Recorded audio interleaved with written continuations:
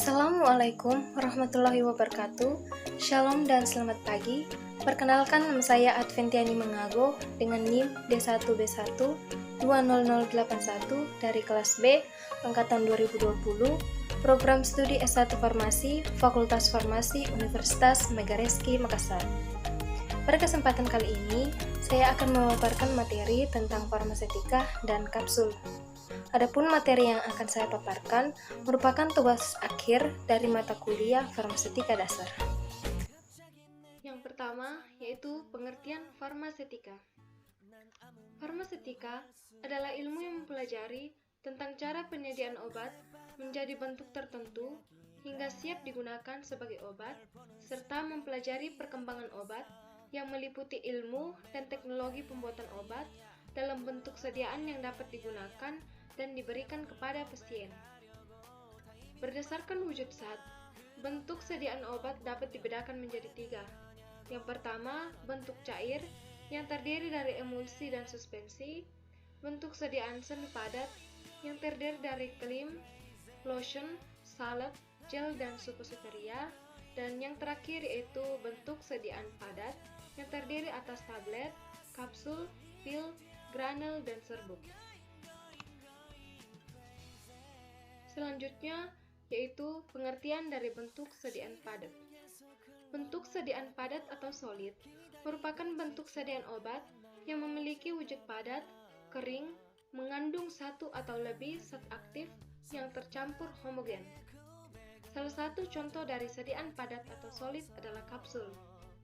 Pada kesempatan ini, saya akan lebih menjelaskan tentang kapsul.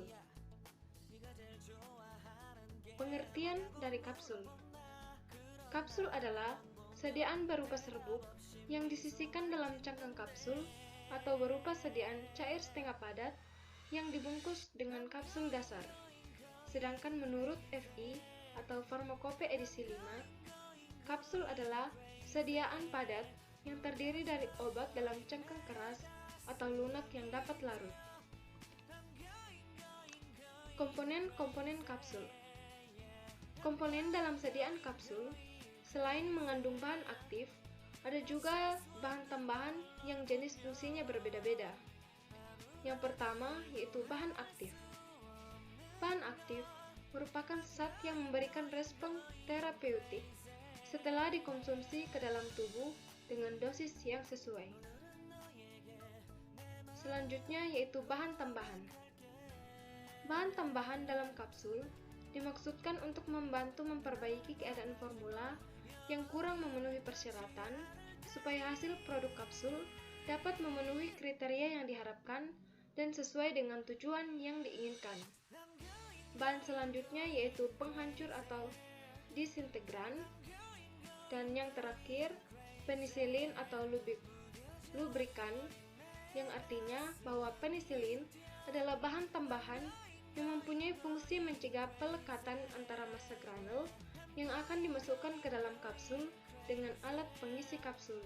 Sedangkan bahan yang terakhir terdiri dari pelincir. Selanjutnya yaitu keuntungan dari kapsul. Keuntungan dari kapsul terdiri atas beberapa. Yang pertama, cangkang kapsul tidak berasa sehingga dapat menutupi obat yang berasa atau berbau tidak enak. Yang kedua, bentuknya menarik dan praktis. Yang ketiga, mudah ditelan dan cepat hancur atau dapat larut dalam perut. Yang keempat, dokter dapat mengombinasikan beberapa obat dan dosis yang berbeda-beda sesuai dengan kebutuhan pasien. Dan yang terakhir yaitu, kapsul dapat diisi dengan cepat dan tidak memerlukan bahan zat tambahan. Kerugian dari kapsul.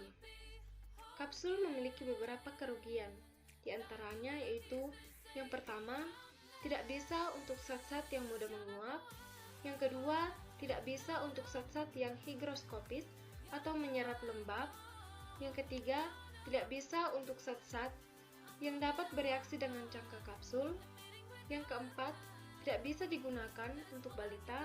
Dan yang terakhir yaitu tidak bisa dibagi-bagi. Pengemasan kapsul. Pengemasan kapsul dapat dilakukan dengan cara Yang pertama, dikemas dalam wadah plastik. Yang kedua, berisi kantung bahan peti gering untuk mencegah absorpsi kelebihan uap air pada kapsul. Dan yang ketiga, disimpan di tempat yang dingin dan sejuk. Selanjutnya yaitu macam-macam kapsul. Kapsul dibagi atas dua jenis. Yang pertama yaitu kapsul keras dan yang kedua yaitu kapsul lunak atau kapsul kenyal. Kapsul keras adalah kapsul yang menggunakan cangkang kapsul dibuat dari gelatin dalam berbagai ukuran disesuaikan dengan serbuk obat yang akan diisikan. Cangkang kapsul umumnya berbentuk tabung berujung bulat, terdiri dari bawah dan tutup.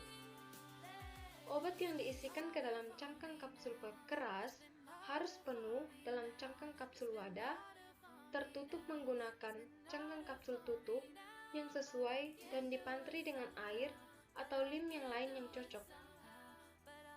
Kapsul yang sudah ditutup tidak boleh dibuka lagi. Selanjutnya yaitu kapsul kenyal. Kapsul kenyal adalah kapsul yang menggunakan kapsul dasar yang dibuat dari campuran dari berbagai campuran gliserol, gelatin, dan sorbitol atau metil selulosa dalam perbandingan sesuai dengan kekerasan kapsul yang dikehendaki. Obat yang berupa cair atau setengah padat dibungkus dengan kapsul dasar dan dicetak menggunakan cetakan khusus dalam bentuk bulat, lonjong, tabung, atau berujung bulat. Selanjutnya yaitu cara pengisian kapsul. Cara pengisian kapsul dibagi atas 3. Yang pertama yaitu dengan menggunakan tangan. Dengan menggunakan tangan merupakan cara yang paling sederhana, yakni dengan tangan tanpa bantuan alat lain. Cara ini sering dikerjakan di apotek untuk melayani resep dokter. Pengisian dengan cara ini sebaiknya menggunakan sarung tangan. Untuk memasukkan obat, dapat dilakukan dengan cara serbuk dibagi sesuai dengan jumlah kapsul yang diminta, lalu tiap bagian serbuk dimasukkan ke dalam badan kapsul dan ditutup. Cara yang kedua yaitu dengan alat bukan mesin.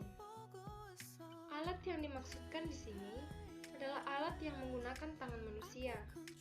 Dengan alat ini akan didapatkan kapsul yang lebih seragam dan pengerjaannya lebih cepat sebab sekali cetak dapat dihasilkan berpuluh-puluh kapsul.